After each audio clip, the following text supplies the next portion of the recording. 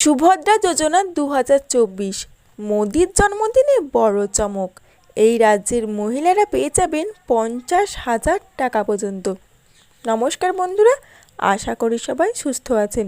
সামনেই আমাদের প্রিয় প্রধানমন্ত্রী নরেন্দ্র মোদির ৭৫তম জন্মদিন। প্রধানমন্ত্রী নরেন্দ্র মোদি তার ৭৫তম জন্মদিনে ভারতীয় জনতা পার্টির মহিলাদের জন্য এক বড় চমক সামনে আনেন, যার নাম সুভদ্রা যোজনা। তো চলুন বন্ধুরা, আজকে এই সুভদ্রা যোজনা নিয়ে আলোচনা করা যাক। এই সুভদ্রা যোজনার আওতায় কী কী সুবিধা পাবেন, কোন রাজ্যের মহিলা এই সুবিধা পাবেন, কী কী যোগ্যতা লাগবে, কত বছর বয়স হলে সুভদ্রা যোজনার আওতায় পড়বেন, তা সবটাই এই ভিডিওর মাধ্যমে আলোচনা করব। তবে আলোচনা করার আগে আমার চ্যানেলটিতে নতুন হয়ে থাকলে অবশ্যই সাবস্ক্রাইব করে পাশে থাকবেন। এই প্রথমবার উড়িষ্যায় সরকার গঠন করেছে ভারতীয় জনতা পার্টি অর্থাৎ বিজেপি। তারা নিজেদের ইশতেহারে জানিয়েছিল বেশ কিছু প্রকল্পের কথা, যে প্রকল্পের মধ্যে উল্লেখ ছিল মহিলাদের জন্য একটি বিশেষ প্রতিশ্রুতি।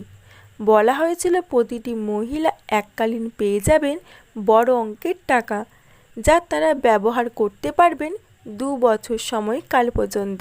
এই সুভদ্রা যোজনার আওতায় কী কী সুবিধা পাবেন? এখানে প্রত্যেকটি মহিলা ৫০,০০০ টাকা ভাউচার পেয়ে যাবেন, যা তারা ব্যবহার করতে পারবেন আগামী ২ বছর সময়কাল অবধি। ওড়িশা সরকার সুভদ্রা যোজনা চালু রাখার ঘোষণা করেই তিনি বলেছিলেন এই ৫০,০০০ টাকা দেওয়ার কথা। জানা যাচ্ছে কেন্দ্রীয় সরকারের তরফ থেকে ওড়িশা রাজ্যকে এই বিশেষ সাহায্য করা হবে।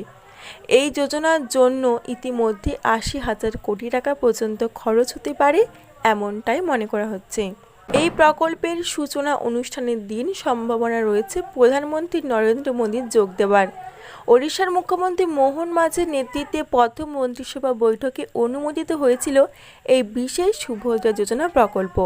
বিজেপির কেন্দ্রীয় সরকারের আংশিক সমর্থন সহ অফিস গ্রহণের ১০ দিনের মধ্যে প্রতিশ্রুতি দেওয়া হয়েছিল এই শেষ প্রকল্পটি বাস্তবায়িত করার। বর্তমানে এই ৫০,০০০ টাকা কিভাবে জমা করা হবে এবং মোট কতগুলি কিস্তিতে মহিলাদের ব্যাংক অ্যাকাউন্টে ঢুকে যাবে, সেই নিয়ে বিভিন্ন পর্যায়ে আলোচনা চলছে। বিজেপির ইশতেহার অনুযায়ী প্রতিশ্রুতি দিয়ে বলা হয় সমস্ত মহিলাদের এই প্রকল্পের আওতায় একসঙ্গে আনা হবে। এক গুরুত্বপূর্ণ সাক্ষাৎকারে উঁচু পদের সরকারি কর্মকর্তা জানিয়েছেন, আমরা বিবেচনা করছি যে এটি ১৮ বছর বা তার বেশি বয়সী সমস্ত মহিলা বা মহিলাদের ক্ষেত্রে প্রযোজ্য হবে নাকি প্রতিটি পরিবারের একজন মহিলার জন্য।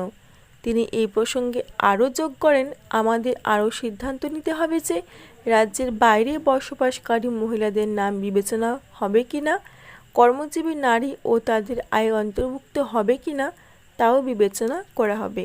তো বন্ধুরা, এই ছিল আজকের খবরের আপডেট। পরবর্তী খবরের আপডেট পেতে অবশ্যই চ্যানেলটিকে সাবস্ক্রাইব করে দেবেন, আর ভিডিওটি ভালো লাগলে অবশ্যই একটি লাইক করে দেবেন।